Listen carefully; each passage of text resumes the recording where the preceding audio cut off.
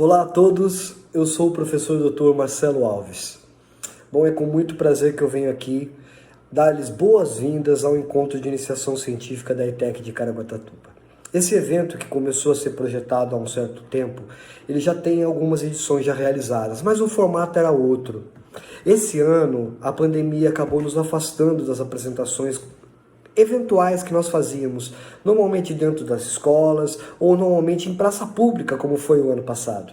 Mas estamos todos reunidos aqui agora em um mundo virtual e essa é a grande questão. Não importa onde estejamos, o importante é que nós tenhamos sempre um momento para vangloriar a ciência.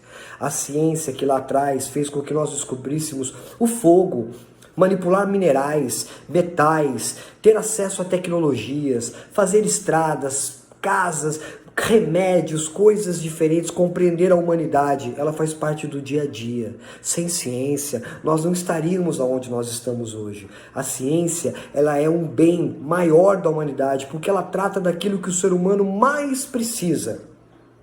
Pensar.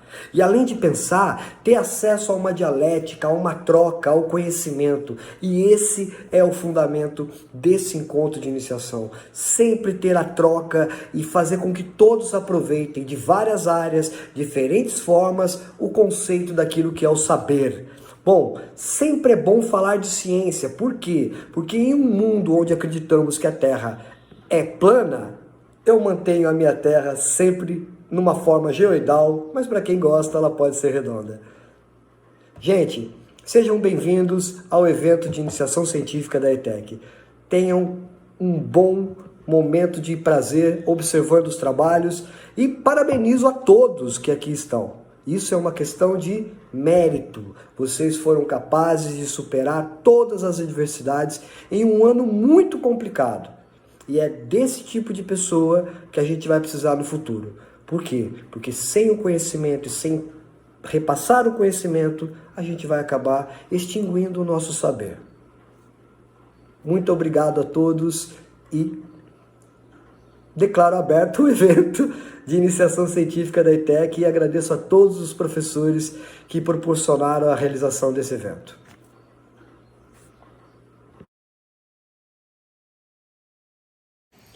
Olá, nosso projeto foi realizado por mim, Júlia Félix Picconi, e por mim, Manuela Victoria de Oliveira Farias, alunas do terceiro ano do Ensino Técnico Integrado ao Médio em Administração. O nosso tema é a importância da qualificação profissional no meio empresarial, tendo como professora orientadora Wanda Cristina das Neves. Primeiramente, vou apresentar para vocês a nossa introdução.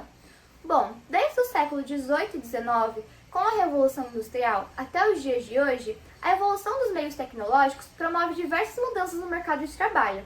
Entretanto, só a partir da década de 50, quando o Brasil passa por um período de aceleração da industrialização, que o debate acerca de educação e qualificação profissional se inicia no país. Esse fato ocasionou no chamado apagão da mão de obra, quando a sociedade se depara com uma oferta limitada de profissionais. Nessa conjuntura, a educação pública não tinha suporte para responder às necessidades de cada novo ramo industrial. À vista disso, dentre os nossos objetivos, estão identificar as dificuldades enfrentadas pela sociedade em concretizar a capacitação do ensino básico até o ensino superior, uma vez que isso foi afastado das resoluções da problemática citada. Além disso, efetivamos um levantamento do perfil dos profissionais brasileiros e analisamos as exigências do mercado de trabalho para com os profissionais atuais. Dando continuidade, o primeiro item do desenvolvimento é a relação entre educação e qualificação profissional. Uma boa educação forma indivíduos mais preparados. Por essa razão, ela é a base do profissional bem qualificado. Nessa perspectiva, é evidente que não há mais espaço no mercado de trabalho para funcionários desqualificados na hora de efetuar sua função. O segundo item se refere ao perfil do profissional atual, onde foi reconhecido que, não obstante de sua tendência individualista, o profissional brasileiro tem dificuldade em seu objetivo, ou seja, eles sempre optam por situações em que todos se beneficiem para que não seja preciso que ele se posicione. Diante dessa realidade, a valorização da hierarquia prejudica o relacionamento entre chefes e subordinados. O terceiro item é qualificação versus competência. Nesse contexto, temos a teoria do capital humano. Essa primeira noção de qualificação se baseia no homem como instrumento de lucratividade, uma vez que, quanto mais qualificado, maior o capital que ele fornecerá para a empresa, descartando então o pensamento do ser humano em busca do desenvolvimento pessoal. No que alude a qualificação formal, ao passo em que os diplomas começaram a ser exigidos, surgiu uma luta entre as classes de status através dos certificados cedidos pelo sistema escolar, o que acarreta no aumento da desigualdade social, visto que somente os mais privilegiados têm acesso a uma educação de qualidade. Em contrapartida, temos a ressignificação da percepção de qualificação. As noções de qualificação ditas anteriormente entram em crise com a reorganização do sistema capitalista, dando início a uma discussão entre qualificação profissional e a identificação das competências. Com essa nova visão, surgiram as hard e soft skills. Por um lado, as hard skills, que representam as habilidades técnicas, são mais fáceis de quantificar, medir e observar.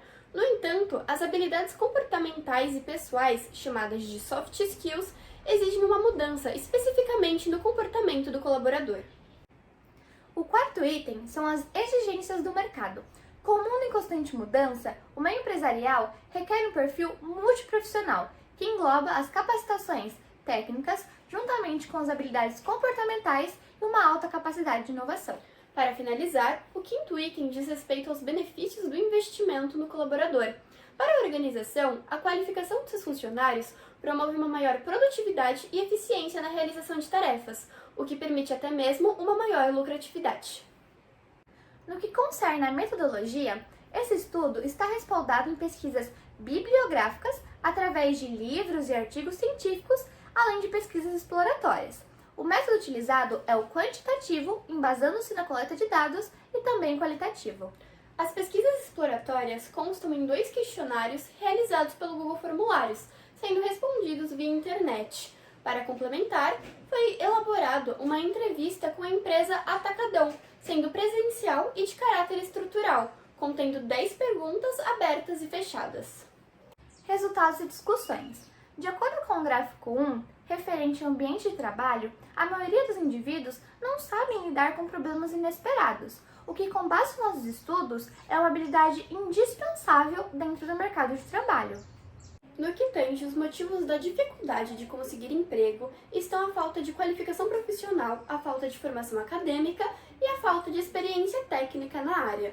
Tais fatores são fundamentais para ter o conhecimento requerido pelo meio empresarial. O gráfico 3 trata do incentivo profissional. Investir em seus colaboradores reduz as falhas, ou seja, quanto mais capacitados e seguros eles estiverem no momento de realizar suas tarefas, maior clareza eles terão na tomada de decisões. Porém, a maioria dos profissionais afirmam que suas organizações, infelizmente, não oferecem nenhum tipo de incentivo profissional. Encerrando com as considerações finais, o presente artigo teve como propósito destacar a necessidade de se ter uma boa qualificação profissional e relacioná-la com as competências exigidas pelo mercado de trabalho. Através das pesquisas exploratórias, foi possível identificar os empecilhos enfrentados pelos indivíduos desde o ensino básico até a sua inserção dentro do meio corporativo, o que consiste em teorias e práticas que atuam como ponto-chave para inspirar a nova geração a se dedicar a fim de obter destaque e modernizar o mercado de trabalho.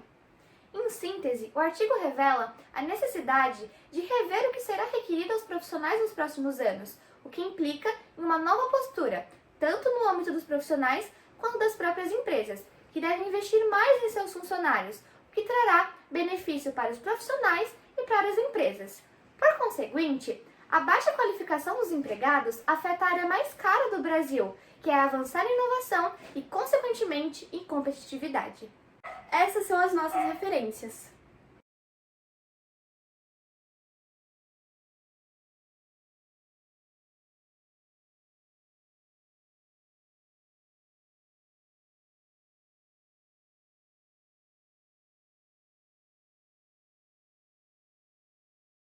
Por aqui encerramos o nosso trabalho e obrigada pela atenção. Espero que estejam todos bem. Eu me chamo Stephanie, estou no 3º ano do ensino médio da ETEC de Caraguatatuba. Hoje eu vou estar apresentando para vocês o meu trabalho de conclusão de curso. Os integrantes do meu grupo sou eu, Stephanie Ribeiro, e Eliel Siqueira. Os professores e orientadores foram a Patrícia Carbonari e a Wanda Neves. O nosso trabalho é um estudo sobre a viabilidade da utilização do Aquabus para o transporte de passageiros para Ilhabela, partindo do rio Juqueriquerê. Nesse estudo, nós analisamos a viabilidade do Aquabus como transporte para resolver os problemas de locomoção que temos entre as duas cidades. Nessa análise, nós utilizamos pessoas que precisam se locomover no dia a dia de Caraguá para Ilhabela, e acabam gastando muito tempo e dinheiro nesse percurso e com os transportes precários que nós temos.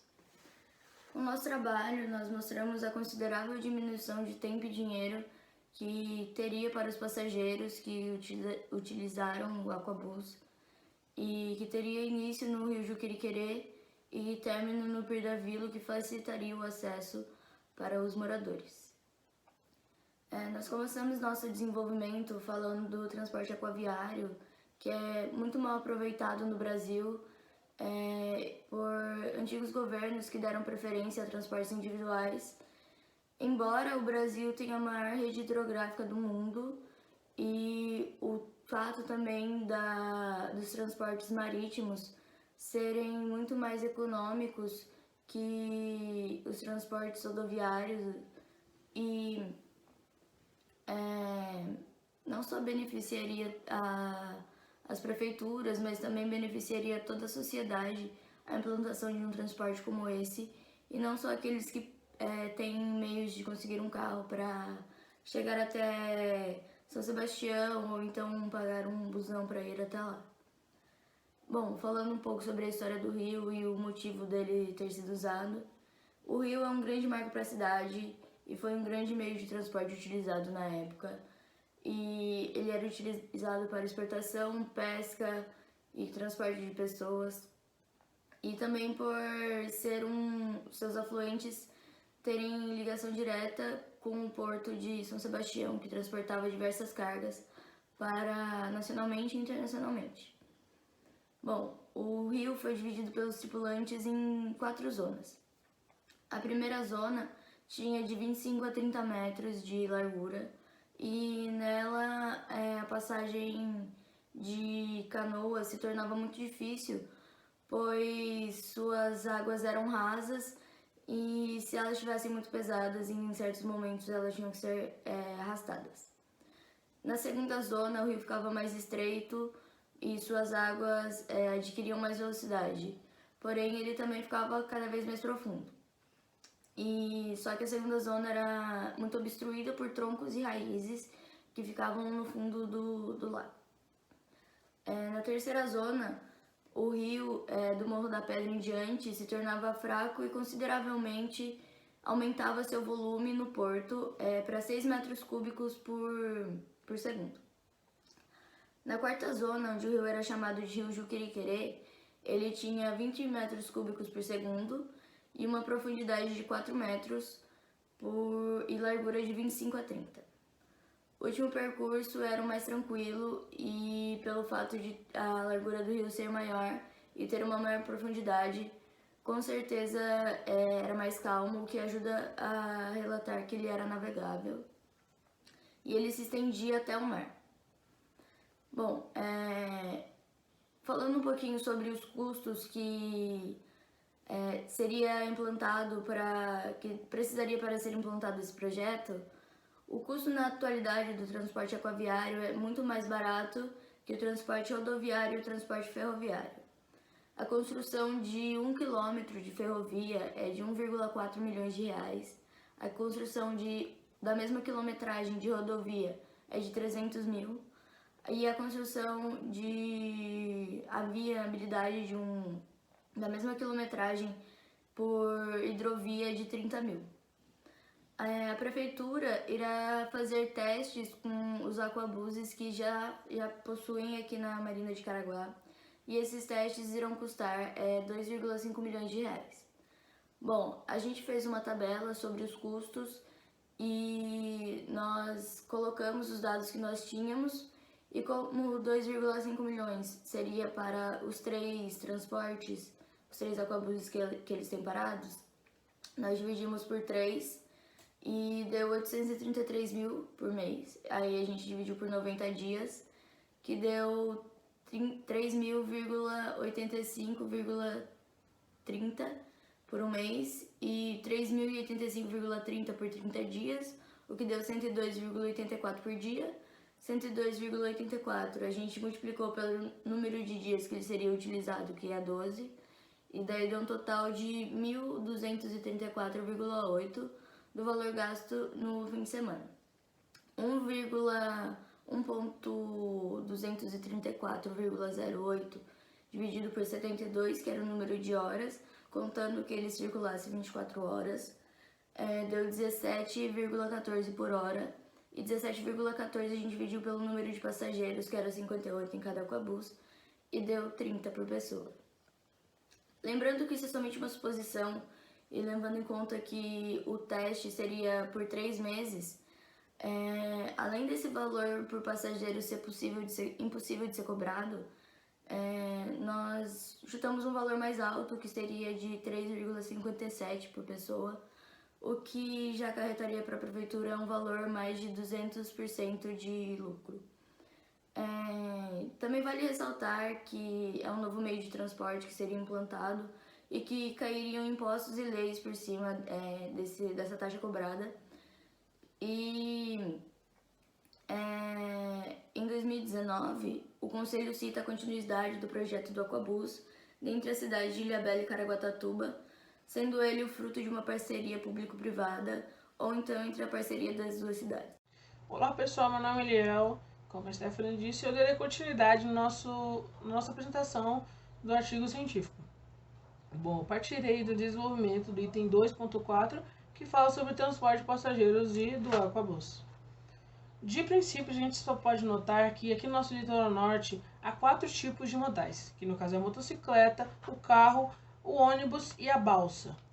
Bom, nessa comparação pequena que eu fiz, já se pode notar que há uma deficiência de outros modais, a não ser do modal rodoviário. Também já se nota que o Aquabus ele seria uma forma mais eficiente, eficaz e mais econômica para trazer uma economia maior local entre a cidade de Caraguatatuba e Ilhabela. Além de trazer um modal, que não era utilizado por causa que a Ilhabela comprou, mas está na Marina por aluguel e até hoje não se foi usado. Então não seria uma novidade, mas seria uma coisa que nunca foi usada. Continuando, eu falarei sobre o embarque e desembarque e o tempo médio utilizado. Bom, conforme a Prefeitura de Caraguatatuba, publicado nesse ano, e conforme a assinatura do prefeito, que é o Aguilar, disseram que irão fazer piers na região sul de Caraguatatuba. Na região sul está localizado também o Rio Jucuruquerê. Então, se fizerem, será feito desassorreamento do rio, E com esse desassorreamento do rio, ele traz uma maior navegabilidade no rio para turismo, por atividade turística, e também para atividade da pesca, que naquela região é muito comum. Sobre o tempo médio utilizado, fizemos 2 comparativos, onde o primeiro foi sobre do Rio Juquiriquerê até o Pier da Vila, em Ilhabela, e do Pier do Camaroeiro até o Pier da Vila, em Ilhabela. Por que o Pier do Camaroeiro? Porque conforme a News, eles fizeram um teste, do Pier do Camaroeiro até a Ilhabela, até o Pier da Vila, que fica em Ilhabela. E eles queriam fazer esse teste para que houvesse a maneira de fazer a redução de tráfego na cidade de Caraguatatuba e também na cidade de Ilhabela. Nessa comparação, vimos que, por questão de poucos minutos, o do Rio Juqueriquerê até a Pier da Vila, pela estrada, ele é mais rápido. Outra comparação também foi que, num dia normal, onde não se tem um clima ruim e sim bom, e não há congestionamento na serra, 39 minutos são utilizados para chegar de Caraguatatuba até São Sebastião. Na balsa de Ilhabela, na balsa que é utilizada de São Sebastião até Ilhabela, são 20 minutos usados para serem a transportação de passageiros, que saem de cada 30 minutos. Isso em dias de chuvas já se não é a mesma coisa, então se demora mais para se transportar pessoas de São Sebastião até Ilhabela. Bom, a nossa metodologia foi quantitativa, feita com pesquisas quantitativas e qualitativas, feita também através de livros, artigos e projetos envolvendo o tema que nós abordamos. Fizemos também um formulário no Google Formulários, onde foi disponibilizado para as pessoas a partir de 16 anos para que respondessem para saber suas opiniões.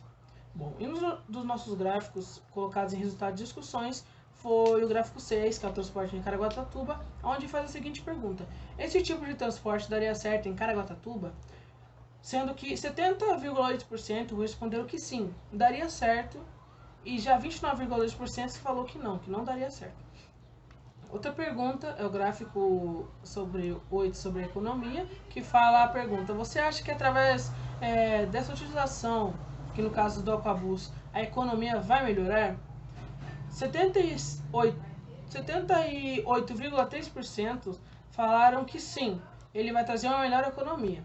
Mas já 21,7% falou que não traria a economia para Caraguatatuba.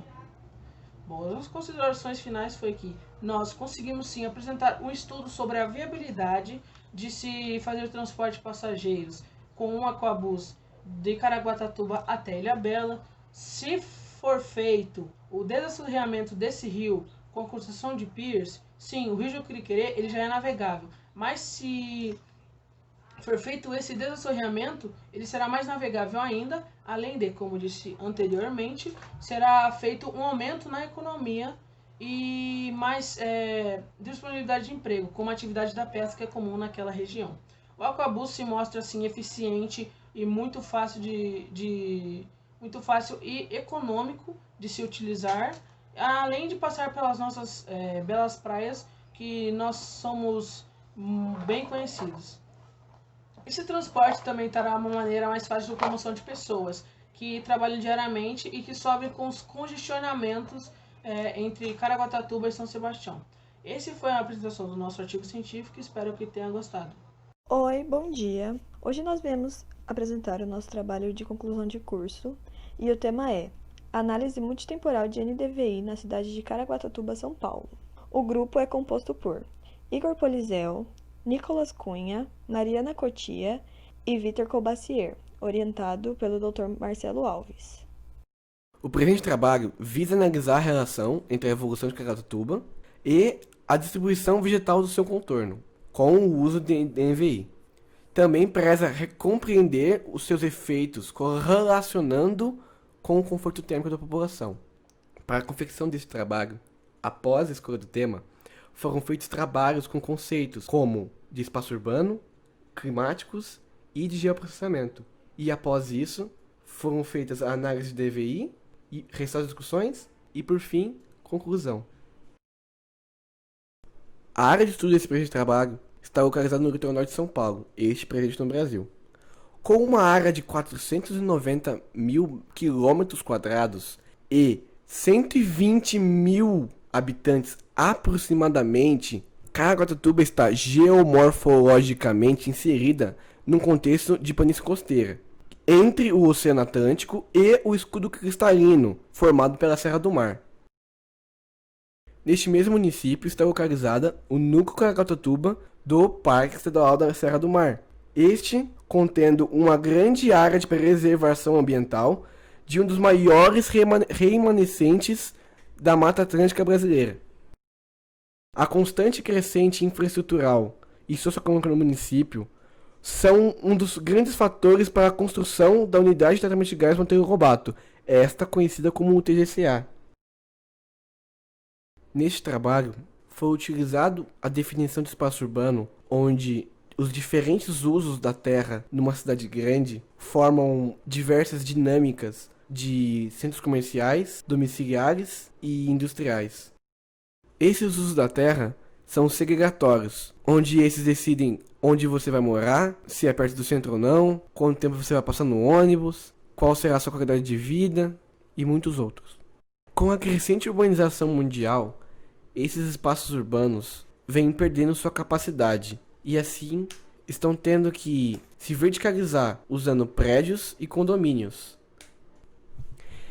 Neste trabalho foi utilizado o conceito de microclima, onde tal é a diferença entre um clima de uma pequena área do seu redor. E esse ao seu redor, essas suas bordas, são normalmente barreiras geológicas, corpos d'água ou até mesmo barreiras vegetativas.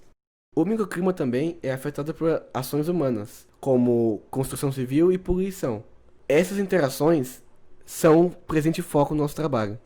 Ainda falando sobre conceitos climáticos, Caraguatatuba é considerada uma das cidades mais chuvosas do Brasil, pois está dentro de um complexo meio de umidade vindo da Amazônia, por meio da Zona de Convergência do Atlântico Sul. NDVI é uma sigla em inglês para Índice de Vegetação da Diferença Normalizada, essa servindo para identificar as áreas onde há mais ou menos atividade vegetativa no local. Tal índice é identificado usando uma equação descrita na tela, usando as bandas do infravermelho e do vermelho. Essas bandas identificam a resposta de REM, radiação eletromagnética, refletida pela superfície da Terra. A utilização dessas específicas bandas, então, explicada pela grande resposta da vegetação na região tanto do verde, na luz visível, e no infravermelho, como descrito na imagem. Essas faixas de luz calculadas e identificadas no gráfico anterior só podem ser identificadas pelos sensores dos satélites, pois a luz, a radiação eletromagnética, quando incide em um corpo, é dividida em três. Parte dela é refletida e outra é absorvida. E se o corpo tiver algum tipo de transparência, outra parte pode ser transmitida através dela.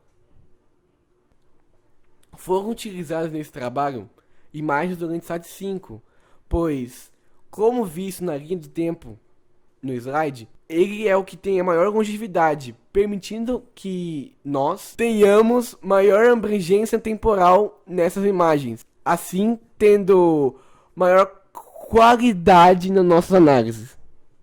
O Landsat 5 também foi o precursor do sensor TM, este sensor sendo o primeiro da série Landsat a obter imagens termais e infravermelho. Por fim, foi utilizada como SIG do nosso trabalho, Sistema de Informações Geográficas, o programa Spring, este permitindo que manipulemos as imagens de forma gratuita e eficiente. Agora abordaremos um pequeno panorama sobre a expansão urbana de Caraguatatuba, nossa área de estudo. O município, até a segunda metade do século XX, era de difícil acesso. Uma vila praticamente isolada, sem estradas asfaltadas como via de caminho, e o transporte era, na sua maioria, marítimo. E essa dificuldade de acesso dificultava muito o crescimento infraestrutural e a escolarização daqueles que viviam. Sendo que apenas em 1932, o Caraguatatuba é oficialmente denominada como vila, com 4.000 habitantes, com aqueles que viviam mais na parte da planície costeira da agricultura e aqueles mais realmente perto da costa da pesca. No final da década de 1930, o surgimento da fazenda São Sebastião, fazenda dos ingleses, ocasiona um crescimento específico na região, um aumento comunicacional, pois agora a fazenda necessitava entrar em contato com as outras áreas de produção e de acesso para transporte de insumos e mercadorias. o que também ocasionou um ensino especializado, o início de uma maior escolarização da área, pela demanda de trabalhadores na área de produção da fazenda e em seus outros processos. A partir da década de 40, o município passa a receber e atrair trabalhadores de Nordeste, Minas Gerais e outras áreas do Brasil, por novas oportunidades de emprego. E o assentamento desses trabalhadores que viam e permaneciam no município começou um processo de deslocamento dos nativos da região. A partir de 1950, com um maior conhecimento do exterior sobre o município, ocasionado por sua maior comunicação nos setores trabalhistas, o município passa a receber uma maior quantidade de turistas, e sua urbanização inconsistente, que não era preparada para o recebimento deles, faz com que surja a população flutuante tão conhecida no município. Uma grande massa de turistas que vem para o município e saem num período de um mês, normalmente em épocas festivas. Em 1967, acontece um grande deslizamento de massa em Caraguatatuba, que ficou historicamente marcada como a catástrofe de 67.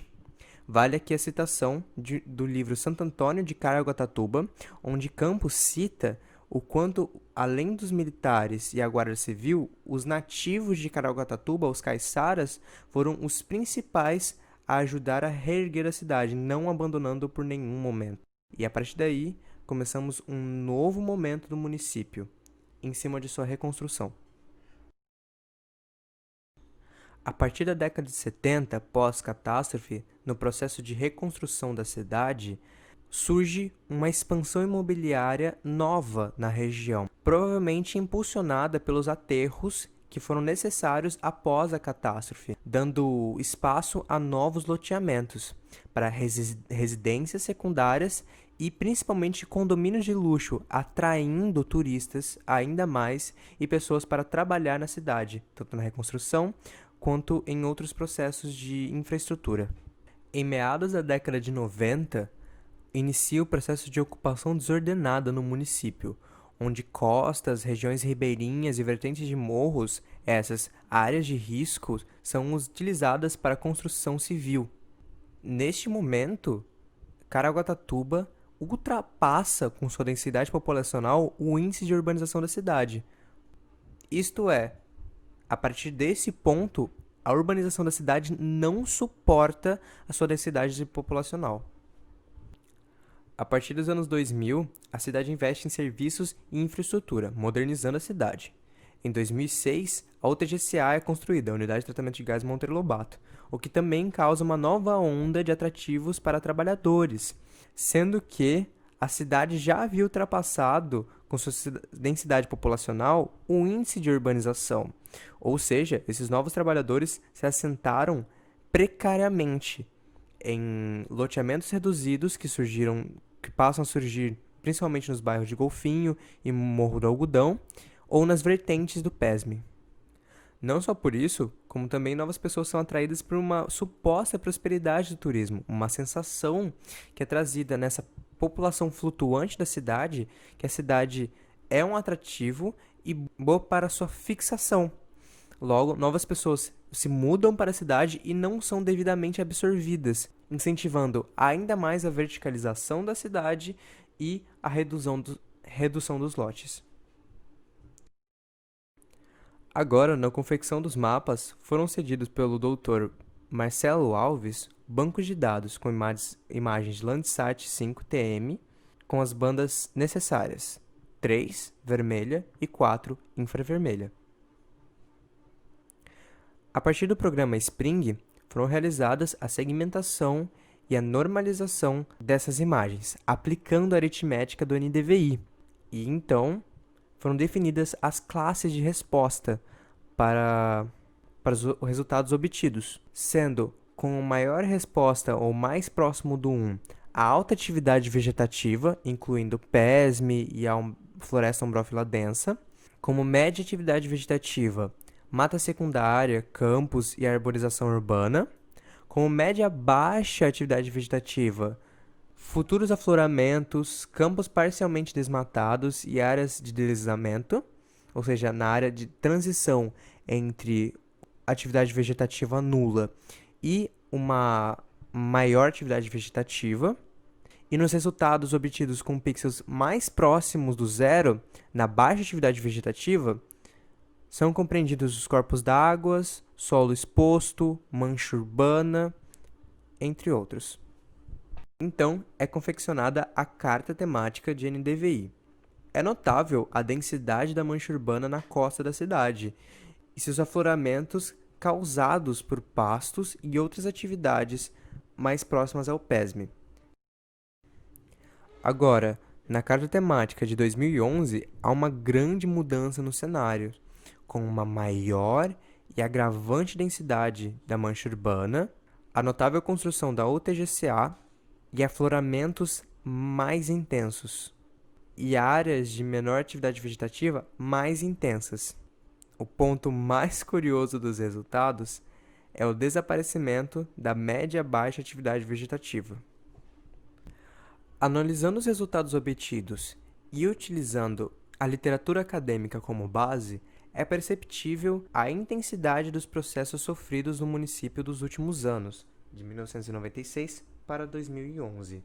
O desaparecimento da classe de média-baixa atividade vegetativa é compreendida pelo absorvimento de suas regiões, pelas classes de alta atividade vegetativa e de baixa atividade vegetativa, pois tanto o município adensou sua mancha urbana, retirando coberturas vegetais e criando novos loteamentos com novos assentamentos, machucando ainda mais o revestimento vegetal da cidade, como também, a partir dos anos 2000, foram intensificadas as iniciativas de proteção e preservação do Parque Estadual da Serra do Mar, o que explicaria também o seu aumento em área.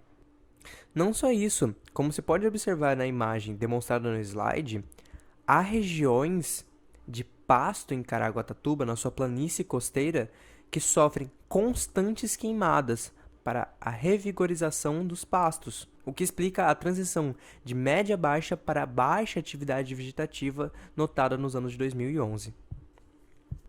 O adensamento da mancha urbana traz consigo também um grande problema, uma incoerência de infraestrutura, pois a cidade, que geralmente tem temperaturas acima dos 25 graus, com umidade elevada, normalmente próxima dos 80%, primordialmente formada por casas próximas e mal ventiladas, com lotes reduzidos e alvenaria de tijolos e concreto armado, o que não condiz com seu posicionamento ambiental.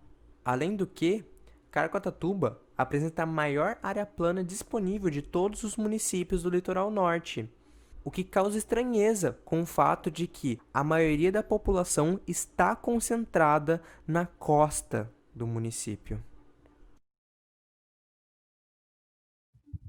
Bom, e como considerações finais, a gente pode ver que a tecnologia do sensoramento remoto usando o NDVI é muito útil na detecção de inconsistências na dinâmica das árvores em locais altamente urbanizados. No caso, Freitas e Lombardo eles descrevem alguns nuances do uso de sensoramento remoto nas áreas desde a década de 1970. Lá eles observaram desde os padrões do solo até a localização de áreas de risco, sendo elas de transmissão epidêmica com base na temperatura local. E o que acontece? Como os índices de urbanização da cidade ultrapassam a população de 30 anos atrás, a gente pode perceber que a cidade apresenta sérios problemas de urbanização. E esses problemas impactaram negativamente no clima da região, que não só afetam o meio ambiente, mas também populações marginais, cujas vidas acabaram sendo perturbadas por locais inadequados e extremamente perigosos, porque elas não têm para onde ir, além de aumentar o desmatamento para novos lotes. Considerando que a arborização é um dos principais fatores para a manutenção do microclima, o adensamento das áreas urbanas ilustra ainda mais a má distribuição da vegetação da cidade, piorando o conforto térmico das pessoas, acarretando uma má gestão na cidade de Caraguatatuba. Occhi cita que é importante que a população e os gestores encontrem materiais de construção alternativos e métodos de arborização nos grandes centros, sendo elas aliados a um melhor planejamento urbano, porque as altas temperaturas acabam sendo muito prejudiciais, no caso, para idosos, e também aumentam os riscos de problemas cardíacos, respiratórios e de desidratação.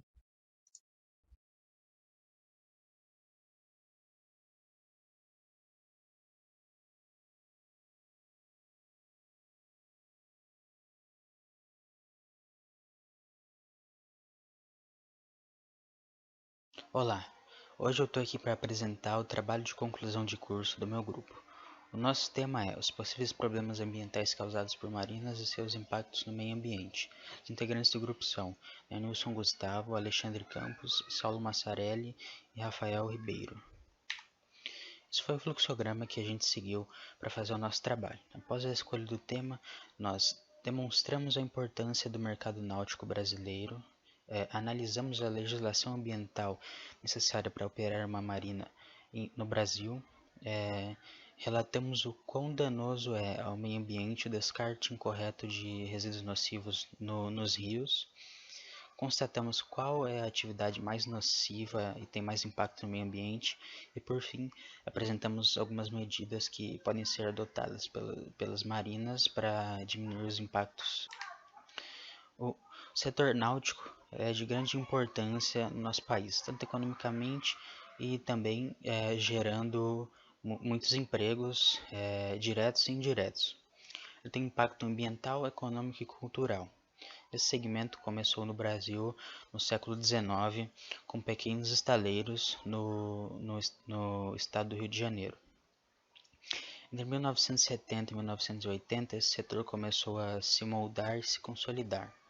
E a partir da década de 70, as primeiras marinas começaram a surgir em Caraguatatuba. O que é uma marina? Uma marina é uma espécie de porto voltada para a manutenção de embarcações. Porém, elas também podem ser meios de contaminações ambientais se não forem bem gerenciadas e fiscalizadas. Esse gráfico ele mostra o lucro do mercado náutico brasileiro. A gente pode ver que de 2006 a 2012 ele teve um grande aumento na sua receita, passando a lucrar 700 milhões de dólares ao ano. Só que a partir do ano de 2018 ao ano de 2015, esse gráfico mostrou uma queda brusca e esse mercado passou a valer menos de 400 milhões de dólares. Só que de 2015 para 2017, esse mercado voltou a crescer e voltou a alcançar acima de 400 milhões de dólares ao ano. Estimou-se que de 2017 a 2020 esse mercado voltasse a lucrar 700 milhões de dólares novamente. Hoje no Brasil, a frota de embarcações pessoais é de 814,5 mil e a indústria naval brasileira só em 2018 contava com 120 estaleiros fabricando em média 3,3 mil barcos ao ano. Esse gráfico ele mostra a distribuição da frota náutica por região. A gente pode ver aqui o Sudeste, que tem a maioria, com 52%, em seguida vem o Sul, com 36%, e logo após isso vem o Centro-Oeste e o Norte, com 11%, e por fim o Nordeste, com 1%. Em 2018, o estado de São Paulo se destacava com 35% do total de estaleiros. O gráfico de cima ele mostra a participação total de trabalhadores do setor náutico. A gente pode ver ali que o Sudeste conta com 65,9% desse total. Em seguida vem o Sul com 16,7%. Depois vem o Nordeste com 10,4%. Depois o Centro-Oeste com 4,7% e por fim o Norte com 2,4%. E todos esses empreendimentos eles geram no país cerca de 120 mil empregos diretos e indiretos, como já citado. O salário médio, nesse gráfico de baixo, ele mostra o salário médio por estado dos empreendimentos náuticos. Os estados com maiores remuneração são o Rio de Janeiro com 1.419, Santa Catarina com 1.315 e o Espírito Santo com 1.312. E a remuneração em média para a maioria dos estados é de R$ 927. E, como já dito, ele varia. A legislação necessária para se operar uma marina, ela entra em vários níveis. Nível federal, que deve ser seguido em todo o país e são ditas na Constituição Federal e também por órgãos como o IBAMA. Estadual, que envolve onde o estado onde o empreendimento está situado e sendo válido para aqueles municípios, e estão prescritas pela Constituição Estadual e também por órgãos como a CETESB, no caso do Estado de São Paulo. E a nível municipal também, que abarca toda a fronteira do município, fica sob cuidados do órgãos como o Conselho Municipal do Meio Ambiente.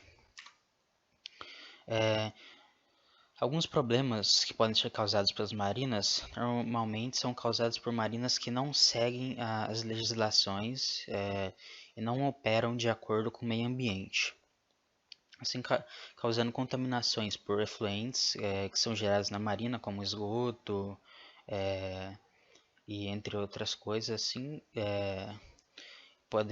e se tiver feito uma ligação clandestina do esgoto no rio, pode impactar diretamente na fauna e na flora daquele corpo d'água. Também podem ocorrer contaminações das águas por resíduos oleosos ou combustíveis. Isso impacta tanto visualmente quanto na qualidade de vida daqueles seres que usam aquele rio como fonte de renda, pescadores, entre outros. Também podem ocorrer contaminações por água de lastro, se não for feito um manuseio correto das embarcações, e isso podem ocorrer contaminações com bactérias e outros seres vivos que não estão presentes na nossa fauna. Também contaminação por resíduos sólidos, lixo, resto de embarcação que foi feito conserto e que são descartados incorretamente pela marina em algum local abandonado ou mesmo no rio, e todas essas coisas podem impactar diretamente no meio ambiente. A poluição do rio Juqueriquerê. Esse rio ele é muito importante aqui na nossa região, pois nele se situam diversas marinas e também ele é o maior rio navegável do litoral norte. Além disso, ele também é utilizado para pesca, turismo, entre diversas outras coisas. E atualmente ele anda sofrendo com poluições e a falta de fiscalizações só agrava isso. É importante deixar claro que essa poluição não prejudica somente os corpos d'água, mas também prejudicam as próprias instalações das marinas que utilizam daquele rio. Como possível dano ao rio seria, no caso, o assoreamento, e essas marinas iam ser prejudicadas diretamente, não podendo colocar a embarcação naquele rio para devolver ela. E também podem prejudicar os civis que utilizam daquele rio como sustento. Uma fiscalização foi feita em 2019 da Prefeitura em parceria com o Ministério da Agricultura e Pesca. Foi constatado o vazamento de óleo resultante das marinas, despejo incorreto de esgoto, invasão de áreas de proteção permanente, porém nada foi feito para responsabilizar os donos das marinas. Nessa imagem a gente pode ver a foz do rio Juqueriquerê e a gente pode ver a coloração da água. Ela está bem escura, bem turva, podendo ser causada por poluição, sedimentos, esse tipo de coisa. Então conclui-se que as estruturas de apoio náutico elas são muito importantes para a economia tanto regional como do Brasil. Pois elas geram muitos empregos diretos e indiretos, porém elas também podem ser grandes meios de poluição. E é importante deixar claro que operar de acordo com a lei é benéfico tanto para as marinas quanto para a população que usa daquele rio e para o meio ambiente em si. E fica evidente a necessidade de que essas marinas elas adotem métodos de operação sustentáveis. E também é necessário educação da população local e fiscalizações pelas prefeituras e punições caso haja alguma irregularidade. Olá! Essa é a minha apresentação do desenvolvimento do trabalho de conclusão de curso. Mas antes, uma mensagem para o corpo docente. Diz assim: eu sempre me lembrarei dos conselhos, dos ensinamentos de cada professor que passou pela nossa turminha de administração ao longo desse período do ensino técnico. Cada um com suas características. O mais rigoroso, o mais empático, o mais engraçado, o mais reservado. mas todos com uma coisa em comum: a paixão por lecionar. Essa dedicação que nos inspira e que faz nossos olhos brilharem. Quero agradecer a vocês, queridos professores, por toda a transformação que fizeram na minha vida. Para mim, foi mais que uma honra ter sido premiado com as suas lições. Obrigado. Agora, a apresentação continua com a explanação da pesquisa. O tema do meu TCC foi turnover em supermercados de Ubatuba, São Paulo.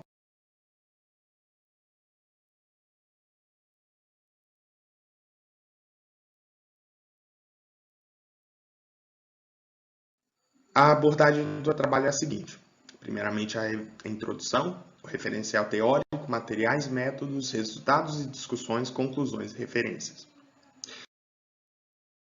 Algo a ser explicado na introdução é uma palavra que vai ser recorrente dentro da minha pesquisa, que é o turnover. Uma explicação bem básica diz o seguinte: o turnover é a alta rotatividade de funcionários em uma empresa, ou seja, um empregado é admitido e outro desligado de maneira sucessiva. Existem diversos motivos que contribuem para o turnover, como salários baixos, más condições de trabalho, muitas vezes a própria insatisfação do funcionário. Sabendo disso, no setor supermercadista, a qualificação e preparação de colaboradores representa um desafio, devido à competitividade do mercado de trabalho e à demanda por profissionais competentes. Então, minha dúvida ao fazer essa pesquisa era o seguinte: o que esse funcionário espera da empresa? Quais são os desejos? Quais são os anseios?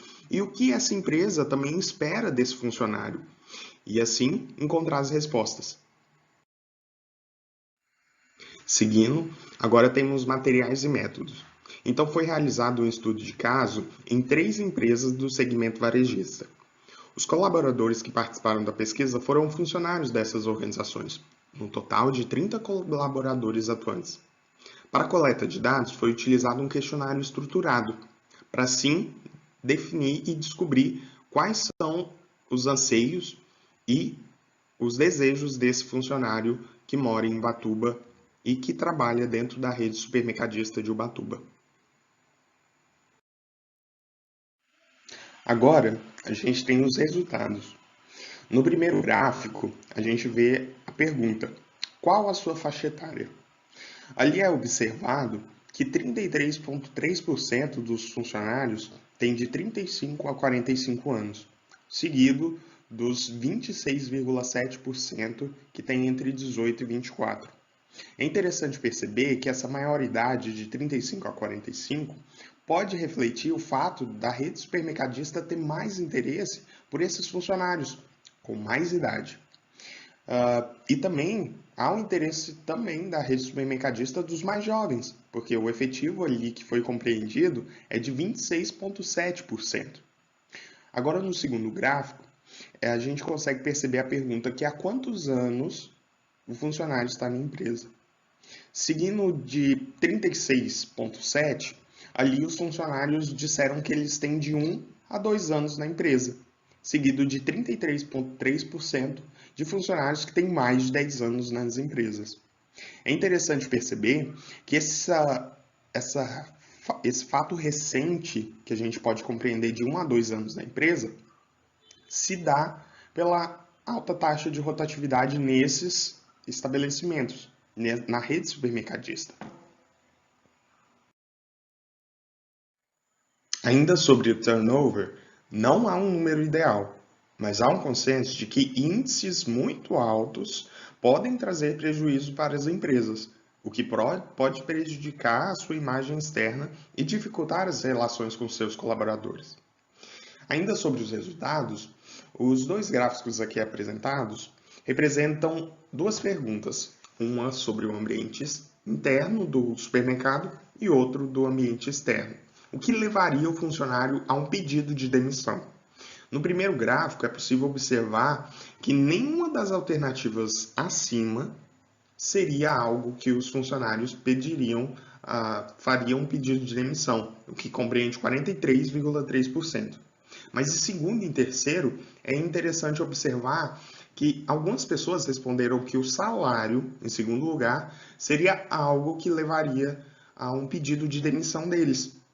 Depois, em terceiro lugar, não ter oportunidade de crescimento é algo que pesaria para o funcionário para que ele pedisse, né, a saída da rede supermercadista. No segundo gráfico, compreende aqui o ambiente externo do supermercado. Em primeiro, uma proposta de emprego foi o que eles disseram que levaria a um pedido de demissão. Então, 56,7% das pessoas responderam isso.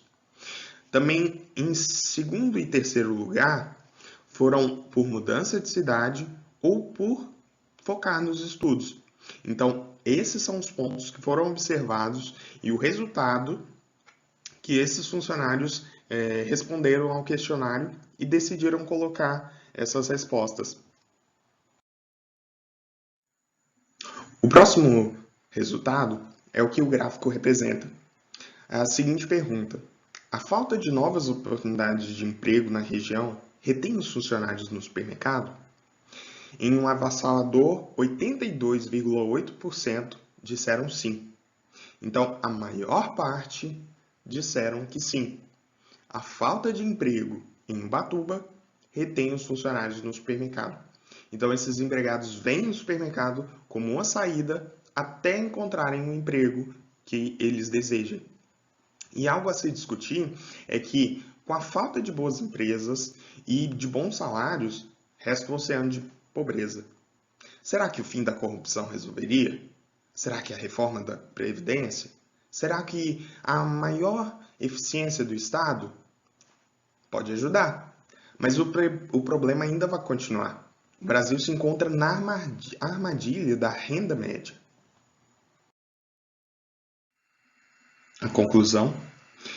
Então, a pesquisa realizada se propôs a identificar que fatores contribuem para a rotatividade de 3 supermercados do município de Ubatuba. Com o resultado obtido, percebe-se que as empresas possuem um quadro funcional recente de menos de 3 anos de trabalho, o que demonstra que os supermercados sofrem com turnover. Apesar dos colaboradores serem recentes, em sua maioria não estão interessados em fazer carreira na rede supermercadista, pois, se houvesse outra proposta de emprego externa ao supermercado, esses se demitiriam.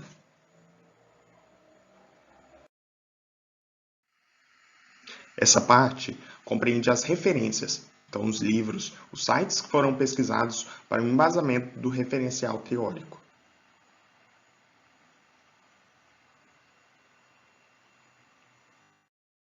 Olá, boa noite. Meu nome é Bianca, eu sou aluna da ETEC de Ubatuba, do curso de Administração.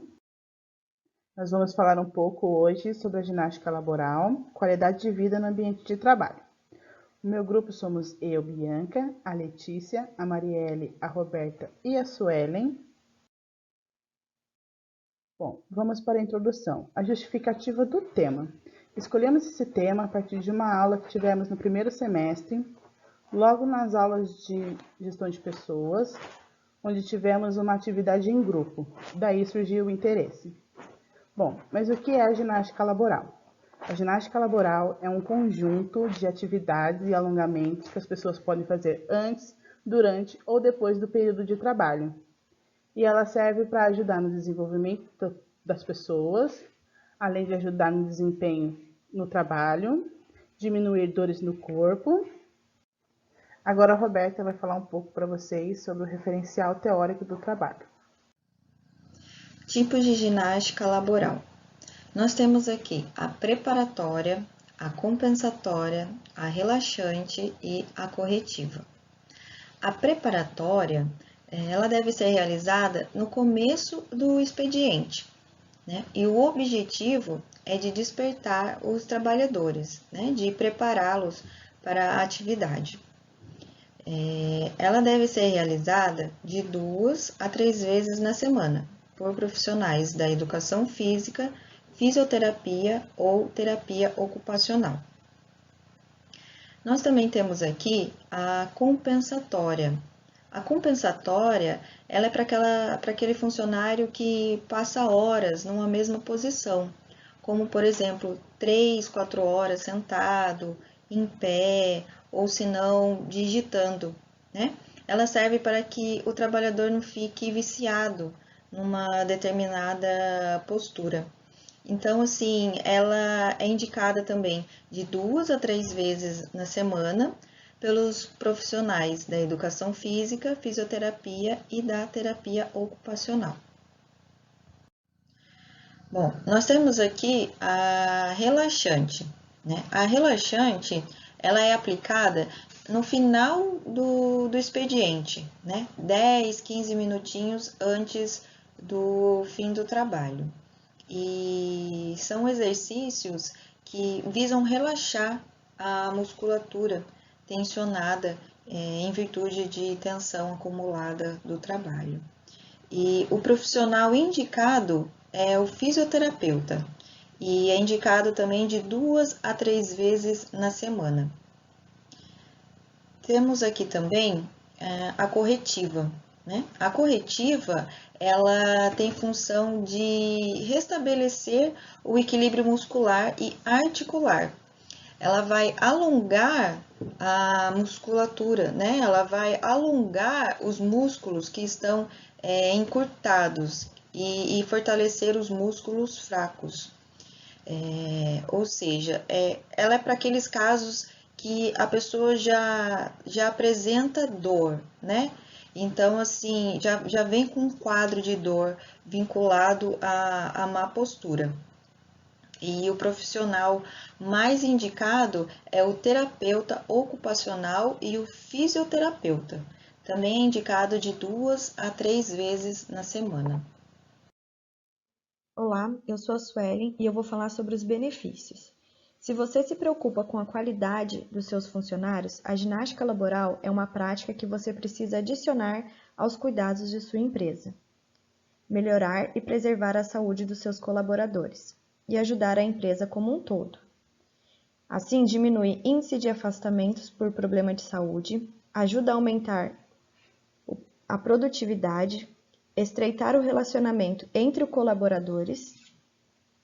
A ginástica laboral consiste em uma série de alongamentos e exercícios pensados e desenvolvidos para serem feitos dentro do ambiente de trabalho, proporcionar bem-estar e qualidade de vida, pois a ginástica ajuda a preparar o corpo dos trabalhadores para as funções diárias, evitando lesões e doenças ocupacionais como LER e DORT.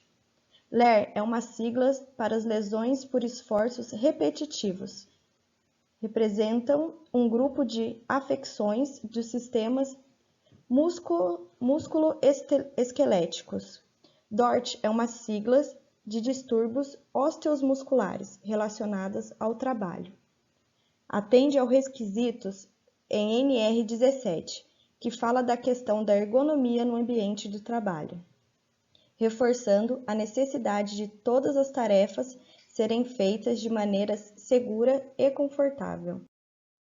Funcionários mais saudáveis tendem a aumentar a produtividade, diminui os afastamentos por doença, assim diminuem as despesas com custos gerados por licenças médicas, melhora a integração entre cargos e departamentos, a questão psicológica e social, assim estimulando para outras atividades físicas, reduz a fadiga e estresse, melhora a postura, concentração, fortalecimento muscular e mais energia e disposição. A ginástica laboral não há contraindicação. Assim como o exercício físico contribui com a saúde dos colaboradores, minimizando o sedentarismo e ajuda a prevenir problemas cardiovasculares. A ginástica laboral se torna uma forma de fazer com que seus funcionários tenham um novo contato com a atividade física, principalmente aqueles que têm problema com tabagismo, obesidade e estresse. Como podemos ver, a ginástica laboral é algo simples e acessível de se realizar no próprio ambiente de trabalho, e sem a necessidade de investimentos em equipamentos ou espaço adequado, trazendo benefícios não só para os colaboradores, e sim para a empresa. A prática da ginástica laboral combate e previne LER e DORT. É uma arma contra o sedentarismo, estresse, depressão e ansiedade. Também melhora a flexibilidade, força, coordenação, ritmo, agilidade e resistência, promovendo maior mobilidade e melhorando a postura. Bergamasque. Agora com vocês, Marielle, com materiais e métodos. O trabalho começou a ser construído no primeiro semestre de 2020, com o tema e equipe definidos. Por causa da pandemia, os estudos passaram a ser online, assim como as reuniões, com o auxílio do professor. A pesquisa aplicada foi por meio de questionário pelo Google Forms. Ao todo, foram 100 entrevistados, no qual a maioria do sexo feminino, entre 19 e 45 anos, distribuídos pelas 4 regiões do município. Sob o conhecimento do tema, observamos que dentre os 100 entrevistados, 67 já ouviram falar, 30 nunca praticaram e 3% não souberam responder. Dentre eles, apenas 19 já praticaram, então podemos concluir que, mesmo tendo conhecimento do tema, por algum motivo não o praticam. Próximo slide com a Letícia. Aqui neste gráfico é possível perceber que entre os entrevistados, 14% deles sentem dores intensas, que provavelmente podem ser percebidas devido a movimentos constantes e repetitivos. Neste outro, observamos que 18% não sentem dores, 16% sentem dores no corpo todo. Entretanto, a maioria dos entrevistados respondeu que a dor mais frequente é na coluna. Conforme foi demonstrado nas pesquisas, notamos a deficiência de ginástica laboral na nossa cidade. Mesmo tendo conhecimento, não há o hábito de praticar, ou por não ter incentivo da empresa, ou mesmo desinteresse do colaborador. Sabemos da importância de fazê-la, pois diminui dores causadas por posições e movimentos repetitivos, diminuindo atestados médicos. A ginástica laboral deve ser aplicada por profissional especializado, porém com alguns alongamentos, antes ou depois do período de trabalho, já ajudará a saúde do colaborador.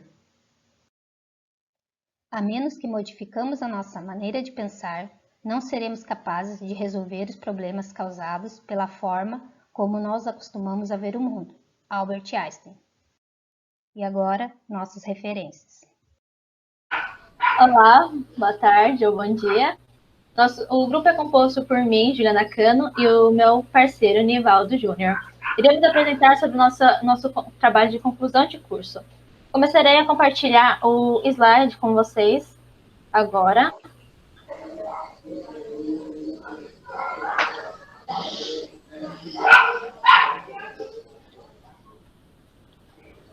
Está apresentando?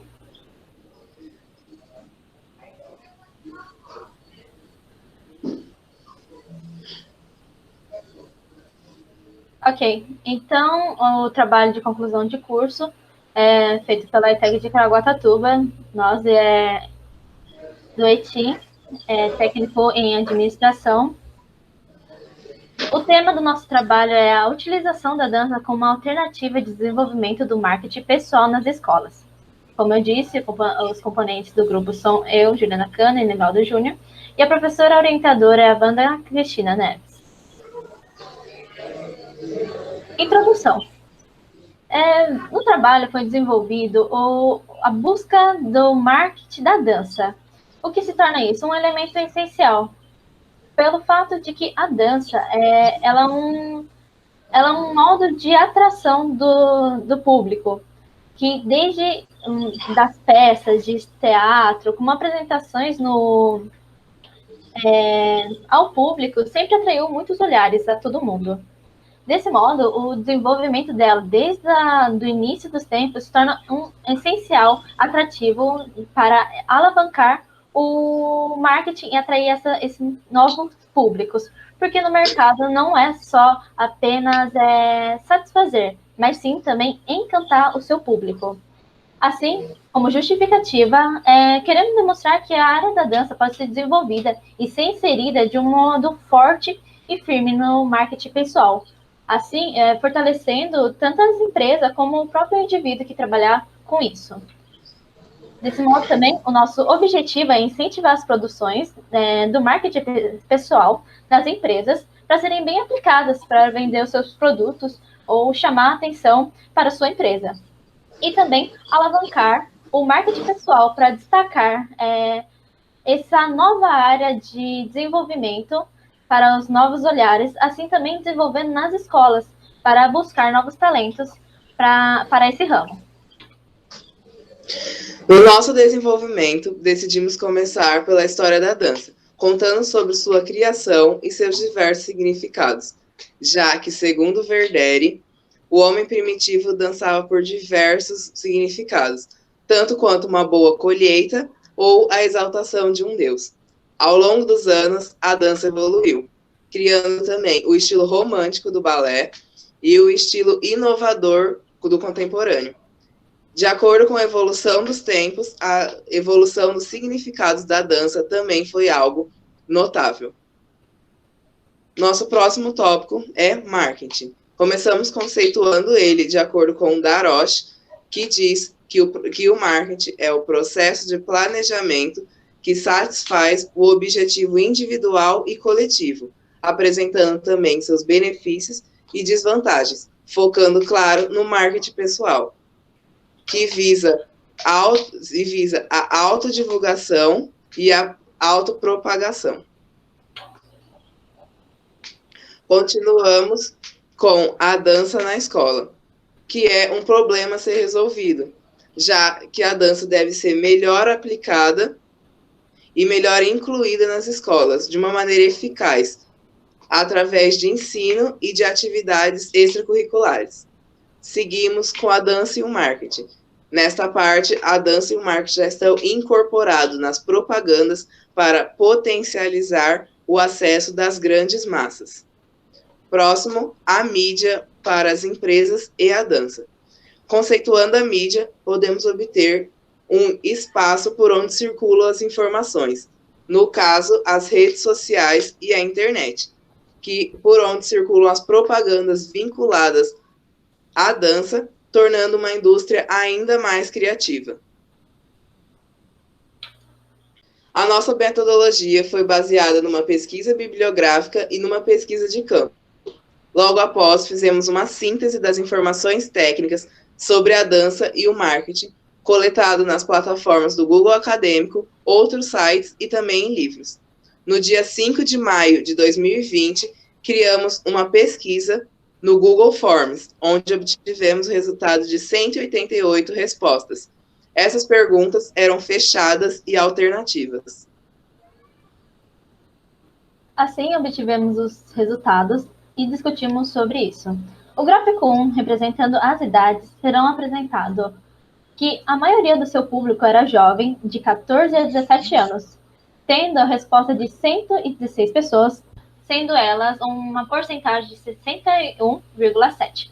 Em seguida, obtivemos 39 respostas, representando 20,7% entre o público de 18 a 25 anos. Com a resposta entre 10 a 13 anos, obtivemos 4 pessoas, com a porcentagem de 2,1%. E, por último, as pessoas com porcentagem de 15% acima das idades mencionadas, representando 29 pessoas. No segundo gráfico, temos a variação entre os gêneros sexuais, assim, diversificando os pontos de vista. Entre os respondentes, 69 pessoas eram do sexo masculino, 108 pessoas eram do sexo feminino, 6 pessoas se identificavam enquanto pessoas não binárias, e 5 pessoas preferiram não responder. Assim, representando o gráfico 4, a participação de alguns movimentos artísticos nos lugares onde a pessoa pratica. Quanto à análise disso, dos movimentos artísticos, 58 pessoas, representando 58%, participam da dança, e 89 pessoas, que representa a porcentagem de 47,3%, não participam de nenhum movimento artístico. Um total de 24 pessoas, representando 12,8%, participa de outros movimentos que não estão representados nesse gráfico. 21 pessoas, representando 11,2%, cantam. 15 pessoas, representando 8%, participam do desenvolvimento de poesias ou rimas. E por último, 11 pessoas, representando 5,9%, participam de teatro. No gráfico 5, foi perguntado sobre a intervenção artística nas escolas. 142 pessoas consideram essa intervenção proveitosa.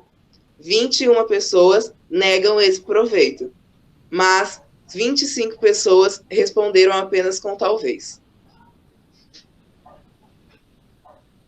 O gráfico 10, com a pergunta "O que é o marketing pessoal?", obtivemos a resposta de 68 pessoas, representando a porcentagem de 42,8%, sabem o que é o marketing pessoal. Assim, 68 sabem um pouco sobre o assunto, que são os que representam 36,2%. Entretanto, 40 pessoas não sabem o que é o marketing pessoal, representando o total do questionário de 21,3% da nossa pesquisa. Assim, concluímos, as nossas considerações finais são que o trabalho mostrou que o desenvolvimento da dança como marketing pessoal se torna algo importante no meio de desenvolver algo mais lúdico e mais diferenciado, de modo que atraia os olhares do público, assim buscando encantá-los. E isso deve ser desenvolvido a partir das escolas, buscando novos profissionais e preparando eles a partir de já. A dança pode ser utilizada, são utilizadas já e podem ser ainda mais utilizadas nas mídias, das redes sociais, como o Instagram, YouTube, entre outras diversas redes sociais que utilizamos mais para atrair ou vender os produtos das empresas. Assim, concluímos que o marketing pessoal pode ser introduzido só nas escolas. Entretanto, ela deve ser bem desenvolvida e valorizada, buscando, assim, profissionais adequados para se encaixarem nesse âmbito da área de trabalho. Assim, com nossas referências, concluímos. E os nossos agradecimentos. Primeiramente, gostaríamos de agradecer a nossa orientadora, a professora Wanda Neres, pelas orientações e apoio dado durante todo o processo do TCC. A nossa família pelo apoio e compreensão durante o desenvolvimento do trabalho. E, por fim, agradecer a nossa dupla pela companhia e trabalho duro e desenvolvimento. E, claro, a companhia lado a lado nesse trabalho técnico. Muito obrigada. Gostaria de reforçar o agradecimento à nossa professora orientadora, Wanda Neves, pela orientação, né, durante todo o processo do TCC, e também agradecer a minha dupla, caminhar no trabalho que viemos desenvolvendo desde o começo do ano. Muito obrigada. Assim concluímos nosso trabalho. Muito obrigada. Boa noite a todos que estão nos assistindo. Meu nome é Alessandro. Estamos aqui esta noite, eu e meus colegas, para falarmos do nosso projeto de TCC com o tema Criação de um aplicativo para auxiliar moradores sobre resíduos de construção na cidade de Caraguatatuba. Bom, de início foi levantada a pergunta do porquê criar este aplicativo.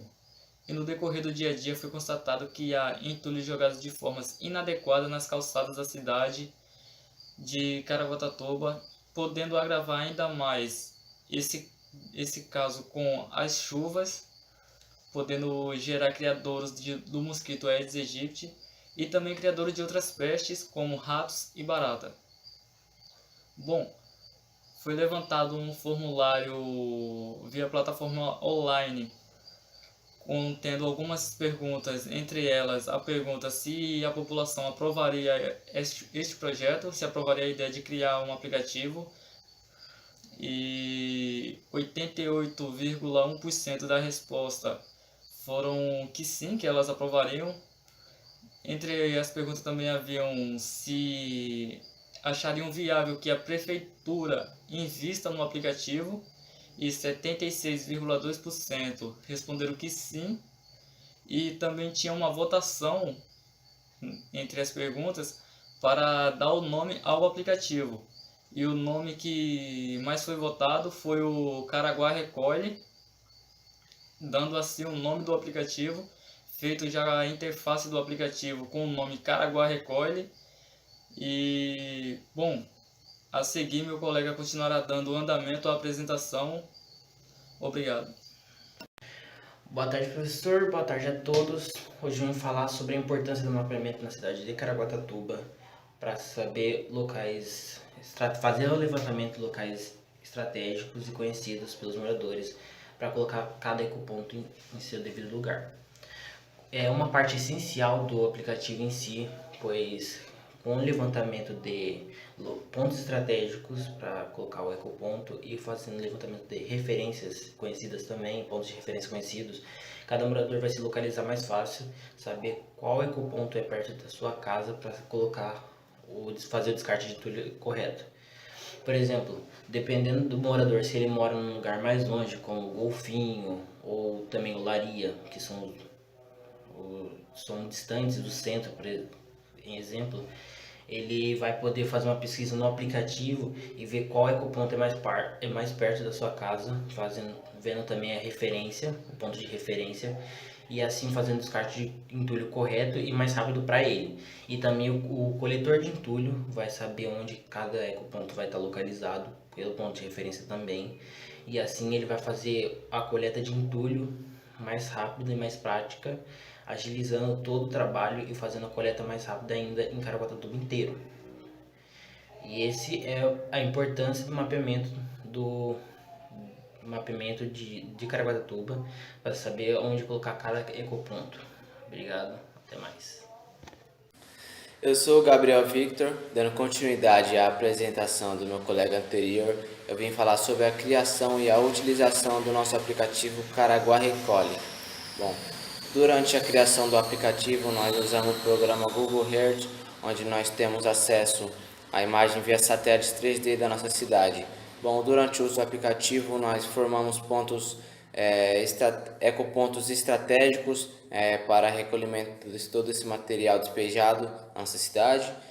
Nós fizemos também levantamentos de ponto em que não se tem muito acesso, os moradores têm muito acesso aos pontos de despejo de lixo, pontos adequados, e sim também nós formamos um aplicativo eficaz e prático. Durante o uso do aplicativo, o usuário ele pode expor pontos em que está sendo jogado lixo de forma indevida, assim podendo solicitar o recolhimento desse lixo, como por exemplo, obras que estão sendo despejados materiais orgânicos em lugares inadequados, em que se pode formar muito aglomeração de parasitas, insetos, e nisso nós podemos fazer uma boa utilização do nosso aplicativo. Durante o recolhimento desses lixos, o caminhão ele passa em todo lugar em que for solicitado pelos usuários do aplicativo. E assim ele pode passar em pontos estratégicos que nós formamos e que o aplicativo ele fornece todos esses pontos e a localização desses lugares estratégicos que nós formamos. Olá, meu nome é Jaqueline Glória, do curso técnico de administração da ETEC de Caraguatatuba. Hoje eu vim apresentar o pré-projeto. Meu grupo também é composto por Isabela Dutra e Kainan Abner. O nosso tema é a finalização e organização de compras. Introdução. Visto que nos mercados de Caraguatatuba tem muita falta de organização e finalização nas compras, o projeto baseou-se nisso, que também foi muito visto na matéria de técnicas organizacionais do primeiro e segundo módulo. Nossa justificativa. Quando fazemos uma compra, geralmente em mercados atacadistas, ficamos 10, 15, 20 minutos ou até mais na fila de espera. E o nosso projeto baseou-se na forma de organizar os funcionários, de forma que possa otimizar o tempo dos clientes. Objetivo geral. Já que nosso objetivo é simplificar, queremos satisfazer o cliente com o seu tempo. Pretendemos aplicar esse método em todos os mercados de Caraguatatuba. Nos objetivos específicos, temos primeiramente a organização dos funcionários, envolver mais comunicação de forma que eles possam trabalhar de forma mais proativa, Temos o melhoramento ao atendimento ao cliente, vamos fazer ele se sentir único. Temos também o melhoramento da frente de caixa e saber do feedback do cliente, saber se ele gostou ou não, ouvir alguma insatisfação. E a metodologia que nós usamos foi o relatório de pesquisa, que para a gente saber o que se passa dentro do projeto, assim como também vamos aplicar o ciclo PDCA. Os resultados que esperamos é que esse projeto seja usado em todos os mercados, não só de Caraguatatuba, já que o problema se baseou em um erro muito comum. Visamos também um cliente sempre satisfeito e, claro, não menos importante, o lucro. Esse foi o nosso pré-projeto. Muito obrigada. Olá, meu nome é Ângelo e esse é o nosso projeto de TCC sobre educação financeira. Por que escolhemos isso? Bom, o principal motivo eu acho que seria o fato de o Brasil recentemente ter sofrido uma grande reforma na sua previdência privada, na qual inúmeros trabalhadores vão demorar muito mais tempo para poder se aposentar. E o sistema de aposentadoria nosso já é algo muito arcaico, dos anos 80, anos 70. Nessa época, realmente, era algo, vamos dizer, viável. Como isso é possível? É simples. Primeiramente, a pessoa ela tem de aprender a educação financeira, que é algo que, infelizmente, no nosso país não é dado em casa, na escola, em lugar nenhum. Onde podemos começar com isso? Primeiramente, é você se policiar no sentido do eu preciso disso? Se você achar que não precisa, é muito simples, você não vai gastar. Aí, o que eu vou fazer com esse dinheiro? Você vai investi-lo em algo que irá dar retorno a longo prazo. Esse quanto, vamos dizer que para você entrar no nosso tema, que será como virar um buy holder na Bolsa de Valores, é muito pouco. Você pode entrar com R$50 ou até menos. Primeiramente, irá criar sua carteira digital e depois que você estiver lá, basta você ter consciência e saber aonde entrar. Inicialmente, você irá entrar com pouco dinheiro, é claro que se você tiver mais, você pode entrar com mais, em várias empresas diferentes, na Bolsa de Valores e na B3. Você pode comprar R$50, vamos supor, de ações da Petrobras hoje, e daqui a 2 meses comprar R$100 em ações do Bradesco. Isso são apenas exemplos. Mas o que esse dinheiro vai acontecer? Esse dinheiro vai te devolver juros, o qual irá vir praticamente mensalmente para você. E esse dinheiro você vai acumulando de diversas ações e, consequentemente, ao longo do tempo, elas vão dizer, virando uma grande bola de neve de dinheiro que todo mês vai descer para sua conta. Boa noite. Entre os nossos objetivos, que busca ensinar e guiar as pessoas que queiram ter um pouco mais de conhecimento sobre investimentos, que queiram conhecer a bolsa e queiram ter outra renda. Buscar entender e esclarecer como funciona o mercado de ações, qual a sua utilidade e o porquê ele existir. Como entrar nessa área e o que é preciso para entrar nessa área. Vamos mostrar as ferramentas que são necessárias para acompanhar as altas e as baixas. Quais são os investidores, quais os tipos de investimento, mas vamos dar um foco maior em buy and holding. Durante todo o projeto, vamos usar a internet como material de referência. E outras plataformas que vão fornecer isso, como seriam o YouTube, a gente pode usar blogs, sites, livros, todos eles com profissionais que já têm experiência na área. Como resultado, esperamos permitir que qualquer pessoa possa entrar nesse novo capital, ganhando aquisições e investimentos que, se forem administrados de forma correta, vão gerar grandes lucros. Esse é o nosso projeto. Boa noite.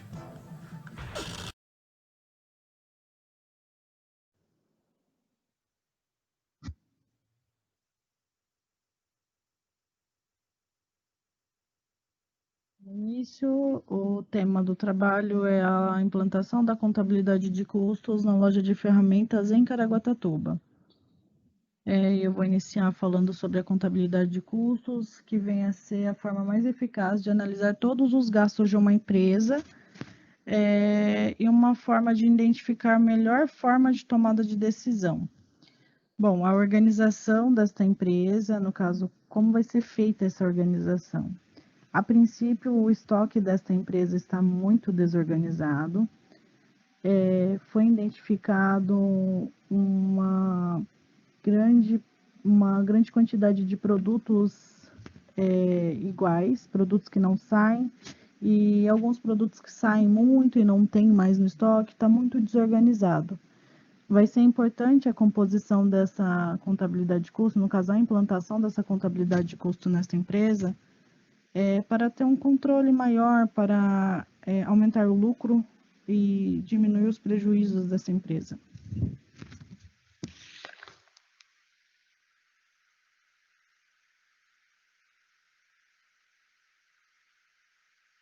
O objetivo geral é reestruturar a contabilidade de custos nesta empresa de loja de ferramentas.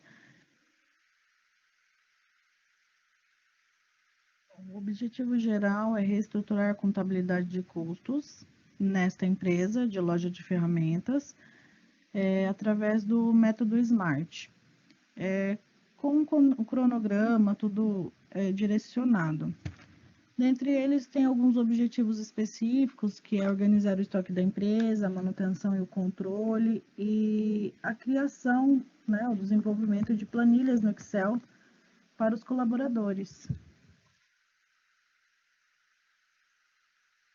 Na documentação, a contabilidade de custos nesta empresa. A empresa tem a necessidade, ela apresentou a necessidade da organização do estoque. E notamos que os recursos estavam sendo aplicados errados no estoque.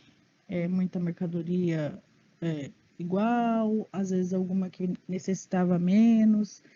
E aí a mudança, no caso, ela necessita de uma mudança tanto na estruturação quanto na documentação.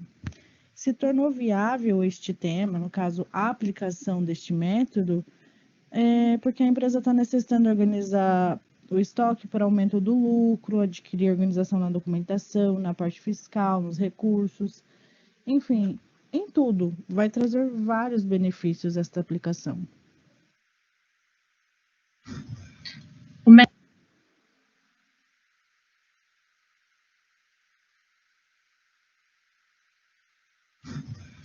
O método SMART ele vai nos ajudar porque ele tem seus planos de ações.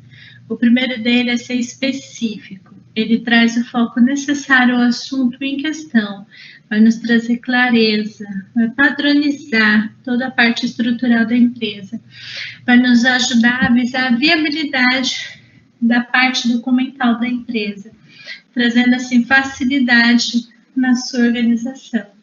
Ele vai nos ajudar a mensurar toda essa parte documental, onde vai ficar mais fácil a aplicação da contabilidade de custo. Com a parte documental organizada, a parte física vai se tornar mais clara e sua organização mais aparente. Ele vai nos dar um plano de ação, vai nos ajudar a agir. Isso configura-se na elaboração de planilhas, treinamento do pessoal, envolver todos os colaboradores para que esse plano de ação seja mais eficiente. Ele visa dar responsabilidade para todos os envolvidos, para que todos tenham essa responsabilidade na mudança da empresa, para poder crescer o local de trabalho deles. E é um projeto realista, ele é de baixo custo, tudo que se necessita a empresa já possui, como computador, mão de obra, papel, caneta e muita força de vontade, porque toda mudança ela precisa de força de vontade. E o tempo é muito importante, porque a gente precisa estabelecer metas, né? Então, devido a isso, a gente tem que fazer o tempo trabalhar ao nosso favor. Ao definirmos claramente o que nós devemos fazer e com o apoio de todos, o tempo ele será sempre ao nosso favor, onde com as metas bem estabelecidas, tudo ocorrerá de acordo.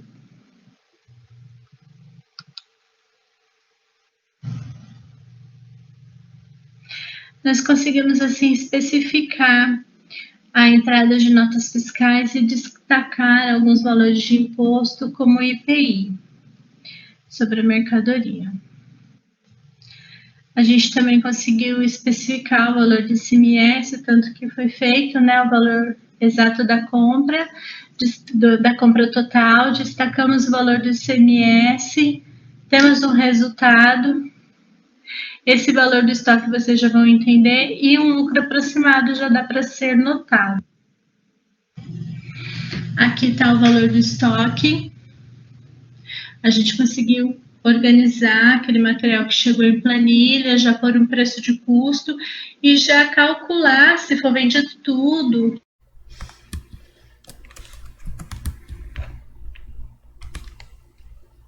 Boa noite. Boa noite. Eu sou a Áudria. E eu sou a Vanessa. Somos concluintes do curso de Técnico de Contabilidade da ETEC de Caraguatatuba. O nosso professor orientador é o professor Jean, que acompanhou a gente desde o começo do desenvolvimento desse projeto. O nosso artigo tem o objetivo de apresentar o plano de contas, que enxergamos o problema dentro das empresas nos lançamentos contábeis, e também a sobrecarga dentro do setor financeiro, que fica responsável por todas as notas. Elas estavam sendo lançadas de forma incorreta, então o setor financeiro perdia um tempo de trabalho corrigindo essas notas e ligando para os setores para verificar se estava certo, se era isso mesmo, se só estava no lugar errado. Então o nosso objetivo é colocar o sistema que já existe dentro do financeiro nos outros setores e auxiliá-los no uso desse sistema.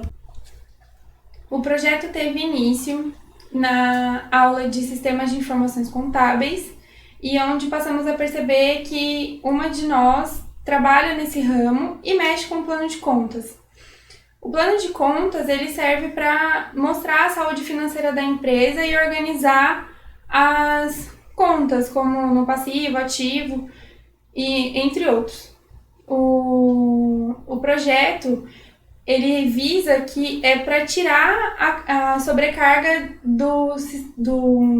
da contabilidade da empresa, fazendo com que ele seja expandido para outras áreas e não só com que a contabilidade fique vendo e revendo onde está errado, porque se ele está errado, ele bagunça não só o plano de contas, mas como também os outros demonstrativos.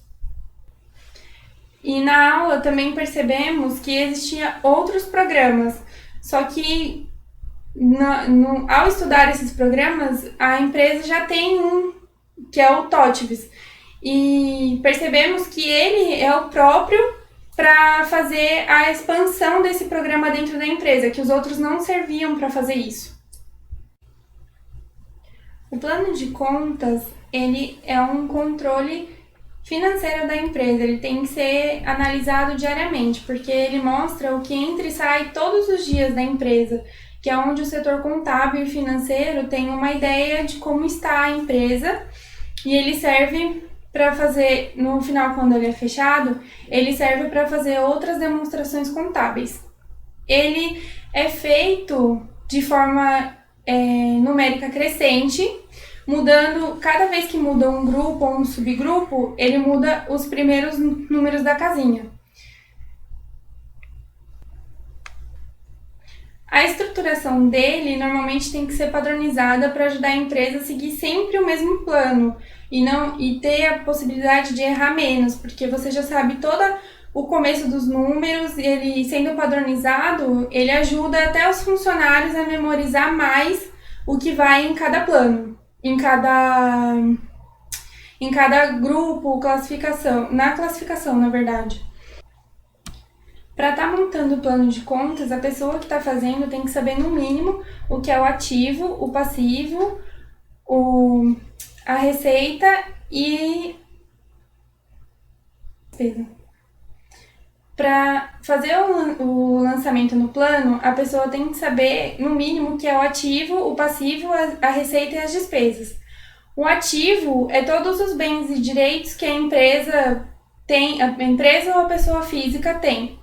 O passivo é todas as obrigações que a empresa tem que pagar todos os meses, sendo ela a curto prazo ou a longo prazo.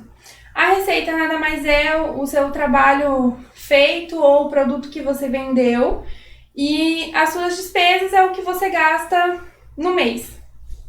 A classificação do plano de contas é feita em no máximo 5 casinhas. A primeira casinha são as classes, que é o ativo, passivo, receita e despesa.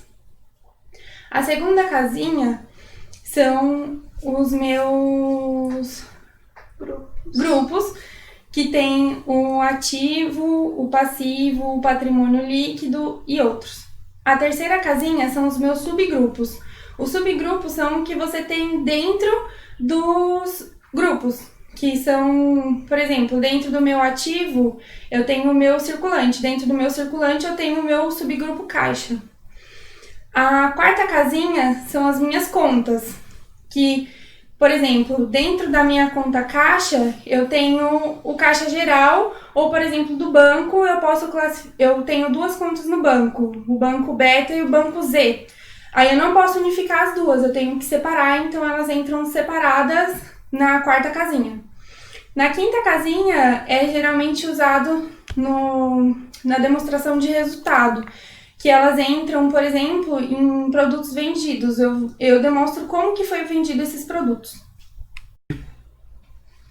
Nesse slide trouxemos para vocês um lançamento errado, que é, vamos comparar do lado direito, que é onde está certo, e o lado esquerdo, que é a conta caixa geral, que foi modificada no subgrupo, que ela, em vez de estar no ativo, ela está em investimentos no lugar da participação societária, que também está errado, porque foi digitar, tem a possibilidade de digitar, em vez do 2, o número 1, que é onde faz a troca das contas e é onde os contadores, né, o setor contábil da empresa, ele tem que ficar revisando toda hora. Isso que são poucas contas que nós mostramos no slide. Imagina uma empresa enorme com várias contas, subcontas, lançamentos, despesas, e tudo isso tem que ser revisado por uma pessoa só. Causa uma sobrecarga muito grande e capaz de não achar todos os erros.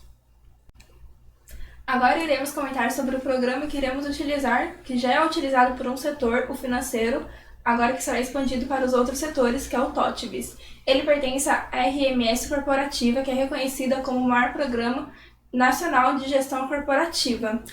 Nesse programa, ele é possível se abranger dentro da função tributária, fiscal, financeira, contábil e de estoque, que são os maiores setores que têm o maior número de contas. O programa tem a função de já estar com tudo que é necessário dentro de cada setor pronto. O que é preciso é que alguém esteja lá para fazer o lançamento das contas. A nota chega no setor, é preciso de alguém que saiba reconhecer a nota, o que ela é, para onde ela vai, que lance no programa.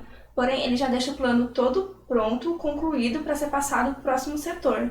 A ideia, na verdade, é trabalhar com todos os setores juntos, que o programa, como ele é dividido pelos seus setores, ele pode estar dando a liberdade para que todos possam trabalhar de uma única forma no começo, como é uma fase de aprendizagem do programa. O sistema conta já com um manual de instrução, porém o manual ele vai ter que ser utilizado somente por cada sistema em cada setor, porque ele não pode ser compartilhado, que é uma lei de proibição do próprio programa. Ele também conta com o próprio armazenamento interno dele, ou seja, se você acha que por alguma aventura aconteceu de cair a luz, você não irá perder os seus lançamentos, porque o próprio sistema já se dá conta de armazenar nele próprio, o que também é útil em caso de hackear a sua empresa. Se for uma empresa grande, é uma segurança muito maior, porque as suas contas não serão compartilhadas e nem terão a chance de acesso de terceiros.